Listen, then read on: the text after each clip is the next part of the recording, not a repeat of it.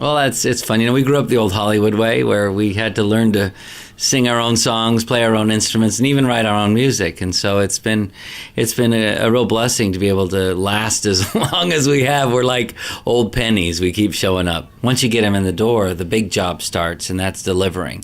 The energy that they exude and the professionalism is amazing. What is it like for you going out in the West End? Because it's busy and there's people. Are you recognised by most people, or by the time you've gone past, they're turning around going, wasn't that Jimmy? No, it was an Osmond. No, actually, my big ugly face on those double-decker buses probably doesn't help things. But it's been great. People, I don't know what it is. I don't think we quite deserved it, but there's been a sense of respect that my family has received, in this country especially, that it's just such a pleasure to be over here. People go out of their way to be nice to you. We grew up in a very unique way. I started when I was 3 years old, and my first show was with Frank Sinatra, for Pete's sakes. It was like those guys were our mentors, and they went out of their way to help this silly little Mormon family that was in show business avoid a lot of pitfalls. And nowadays, you don't see that kind of mentoring happening. You see the big, reality shows where somebody's an undiscovered talent, which is great. But what happens when that spotlight goes off? What happens to that person? And in our case, we never took show business serious. This is something we did because we loved it. And to be able to do what I love for 42 years is pretty lucky, I think. Can you explain the feeling of being loved and wanted and recognized? Because it's not normal to people like me. I'm really hard on myself, to be honest with you. I mean, you don't really know me, but I still don't really even believe that that's the case. Although these opportunities come, and I'm just overwhelmed that they do come. But I'm really hard on myself. Matter of fact, after every show, there's that little card over there. I give myself a rating. And you know what? I'm really after pushing myself, and I'm trying to improve myself. And I don't think about that other kind of stuff. It's like golf. You're playing against yourself. And I think you get to that point in your life where, you know what you do because you love it. And you want to prove to yourself that you can do something and do it better every night. And I think I still get butterflies when I perform. And I know my brothers do, and my sister, because we care. And I care about the person that spent their hard-earned money, that came to make it happen for all of us here. I care that I deliver for them. What a cool and infectious thing to be involved in, when you can literally take 2 hours out of somebody's life where they leave their troubles at the door, and they can, get lost in this musical or in a concert, whatever. It's such a cool job, and it makes you feel like your day is worth it, And you talk about, Donnie is a perfectionist, but it's not just in show business. It's in every aspect of his life. I mean, our dad was an Army sergeant, and when he wasn't, he was always working no matter what he did.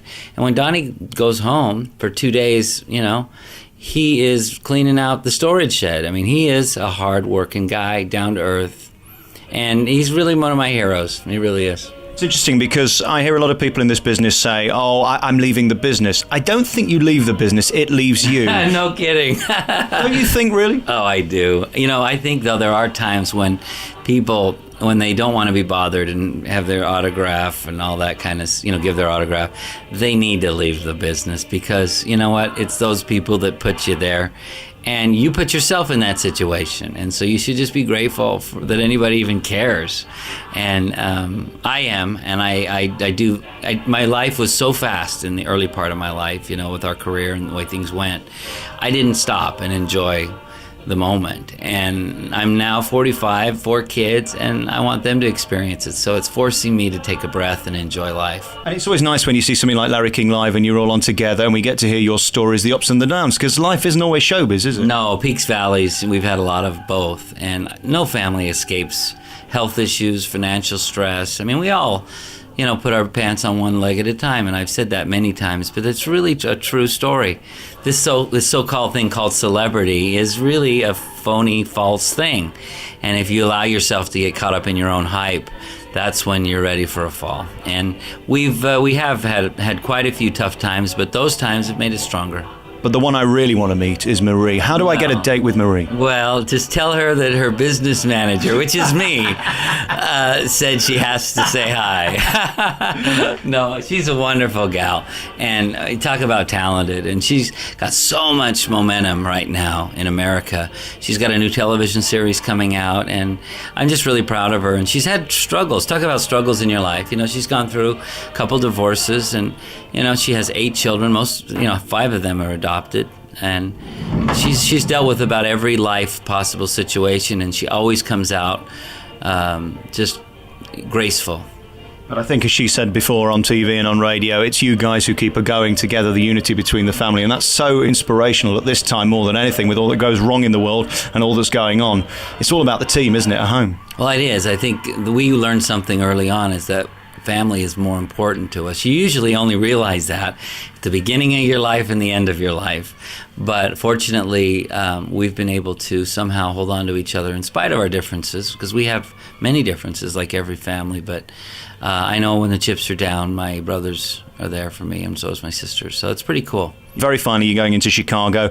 Big role. A chance for you to look glamorous and showbiz and be adorable. There's a first time for everything. You're looking forward to it? I am. I really am. You know, it's a very grown-up play.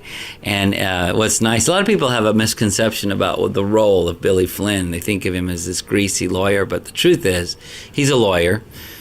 I guess he is kind of greasy, but not in a bad way. He's charming, and if you ever saw the movie that Richard Gere, when he played it, you knew that it was a great character, and it doesn't do anything that compromises me and my beliefs, and I'm just thrilled that they allowed me the opportunity to be in such a fascinating, world-famous, world-class musical.